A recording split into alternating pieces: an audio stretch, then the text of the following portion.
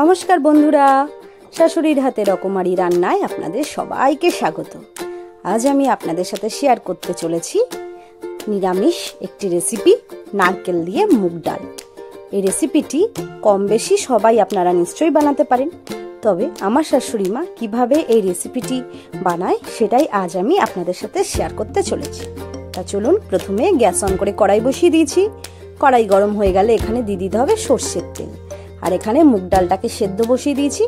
মুগ ডালটা কড়াইতে একটু ভেজে তারপরে জল দিয়ে নুন আর হলুদ দিয়ে সেদ্ধ বসিয়ে দিয়েছি। এখানে আছে জিরে, তেজপাতা, শুকনো লঙ্কা, আদা বাটা, নারকেল কোড়া আর নারকেল বাটা। এরপরে এই তেলটা গরম হয়ে গেলে এর মধ্যে দুটো শুকনো লঙ্কা ফোড়ন দিয়ে দিতে হবে, আর দিয়ে দিতে হবে গোটা জিরে আর তেজপাতা। এরপর গোটা জিরে থেকে একটা সুন্দর যখন গন্ধ বেরোবে তখনই এর মধ্যে দিয়ে দিতে হবে নারকেল কুচি। নারকেল কুচিটা দিয়ে একটু নেড়ে চেড়ে এরপর এর মধ্যে দিতে হবে নারকেল কোড়া বা নারকেল বাটা। এরপর একটু ভালোভাবে ভেজে নিতে হবে।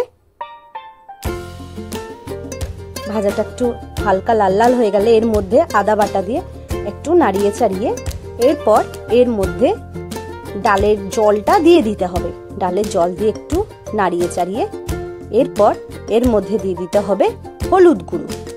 2 চামচ হলুদ গুঁড়ো দেওয়া হয়েছিল। এরপর এর মধ্যে দিয়ে দিতে হবে স্বাদ মতো লবণ।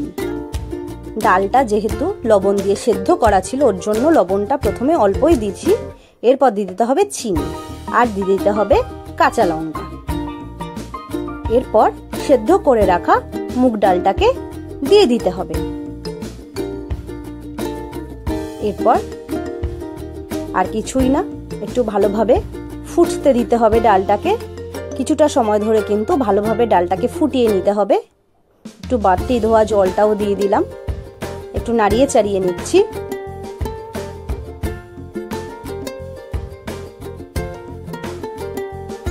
এরপর কিন্তু কিছুটা সময় ধরে ডালটা ফুটবে।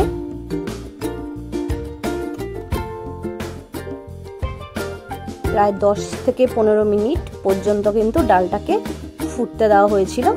এরপর নামানোর আগে এর মধ্যে দিয়ে দিতে হবে গরম মশলার গুঁড়ো, দিয়ে দিতে হবে ঘি। ব্যাস, আর কিছুই না। নারকেল দিয়ে মুগ ডালের রেসিপি কিন্তু একদমই রেডি।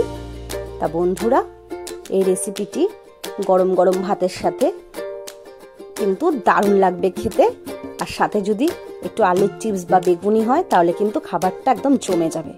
তা রেসিপিটা কেমন লাগলো অবশ্যই জানাবেন। যদি ভিডিওটি ভালো লেগে থাকে তবে কিন্তু একটা লাইক দিতেই হবে। আর আমার চ্যানেলটি সাবস্ক্রাইব না করা থাকলে একটু সাবস্ক্রাইব করে দেবেন। আজ তবে এটুকুই থাক, দেখা হবে আরো দারুণ দারুণ রান্নার রেসিপি নিয়ে।